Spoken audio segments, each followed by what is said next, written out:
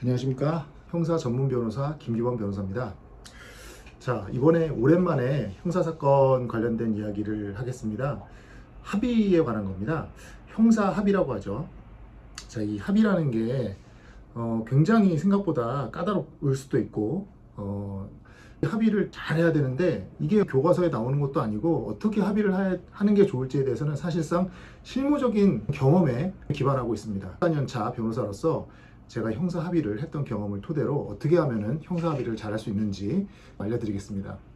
형사 합의란 기본적으로 가해자와 피해자가 있는 형사 사건에서 피해자가 가해자한테 주는 금전이죠.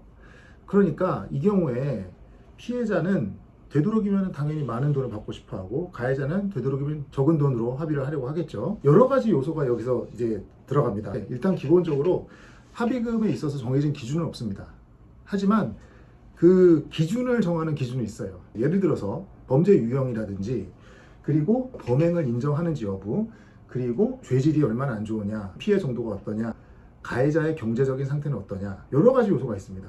가해자가 돈이 없으면 아무리 피해자가 피해가 크더라도 합의금을 받을 수가 없습니다. 몸으로 때우고 그냥 끝낼 수밖에 없는 경우도 있을 수도 있습니다. 예를 들어서 상해 사건 같은 경우를 보죠. 상해는 기본적으로 진단서가 있습니다. 맞아서 피해를 입었다. 전치 3주, 4주 이런 경우는 전치 1주당 예를 들면은 100만 원에서 200만 원 사이로 해서 금액을 정합니다. 뭐 입원을 했다거나 아니면은 입원 기간 동안 회사를 못 나갔다거나 이런 부분들 전부 다 감안을 해야 되겠죠. 이런 부분들은 민사 손해배상의 계산과 좀 비슷합니다. 그런데 예를 들어서 다른 유형의 범죄들, 예를 들면 성범죄, 명예훼손, 모욕 이런 거 어떻게 합의금을 정해야 될까요? 만약에 가해자가 범죄 사실을 모두 다 인정하고 범행 사실이 중하지 않다면 뭐 예를 들면 500만 원에서 1000만 원 사이로 끝날 수도 있습니다. 그런데 만약에 가해자가 뭐 공무원이고 이게 만약에 합의가 안 될 경우에 굉장히 큰 피해가 있다면 별것 같지 않은 범죄라도 뭐 2천만 원, 3천만 원 합의금으로 제시해도 될 수도 있습니다. 똑같은 범죄인데 어떤 사람한테는 500만 원의 합의가 될 수도 있고 어떤 사람한테는 2천만 원의 합의가 될 수도 있는 겁니다. 가해자의 사회적 지위라든지 경제력에 따라서 합의금이 달라진다는 겁니다. 같은 강제추행인데도 어떤 사람은 300만 원, 어떤 사람은 2천만 원의 합의 될 수도 있는 겁니다. 구체적으로 제 경험을 보면은 강제추행 제가 가해자 대리했을 때 500만 원 정도 합의가 된 적이 있었고, 제가 피해자를 대리했을 때는 가해자가 이제 의료계통에 있는 이제 원장이었습니다. 피해자는 이제 직에 있는 사람이었고, 그래서 유사강간, 뭐 카메라 등 이용 촬영, 뭐 이런 좀 중한 범죄였는데 합의가 됐어요. 그래서 4천만 원 이상 되는 금액으로 합의가 됐었고, 그 가해자 측은 기소유예 처분을 받았습니다. 그러니까 이와 같은 경우도 만약에 가해자가 의료인이라든지 공무원, 이럴 게 많은 사람들은 합의 금액을 올려도 돈을 줄 수밖에 없습니다. 그래서 이 합의가 변호사가 굉장히 필요한 일입니다.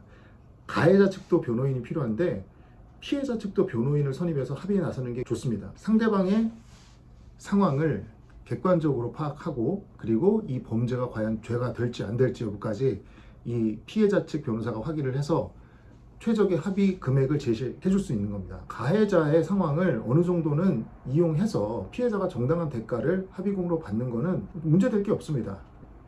그리고 명예훼손이나 모욕도 마찬가지고, 특히 이제 명예훼손 모욕은 친고죄라든지 반의사 불벌죄이기 때문에 합의가 되면 처벌받지 않거든요.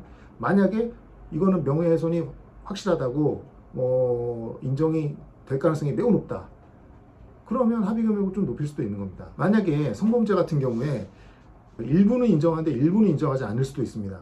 예를 들어서 유사강간이다, 그런 경우에 강제추행은 인정하겠는데 유사강간은 인정하지 않는다 라고 할 수도 있어요.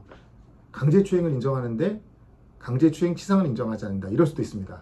고소는 강제추행 치상, 유사강간으로 했는데도 말이죠. 유사강간이라든지 강제추행 치상은 굉장히 형이 높습니다. 강제추행 치상은 징역형 나올 수 있습니다. 초범도. 그러니까 강제추행은 인정하되 강제추행 치상은 인정하지 않는다면 피해자 입장에서는 이거 추행 치상이 거의 100% 될 것 같다, 그러면 합의 금액을 자기가 생각했던 것보다 더 높일 수도 있습니다. 정해진 기준은 없는데 그 기준을 만드는 여러 가지 요인들은 분명히 있습니다. 그래서 그런 부분들을 변호사와 함께 상의하시면은 피해를 입었을 경우 최대한 합의 금액을 현명하게 판단할 수가 있는 겁니다.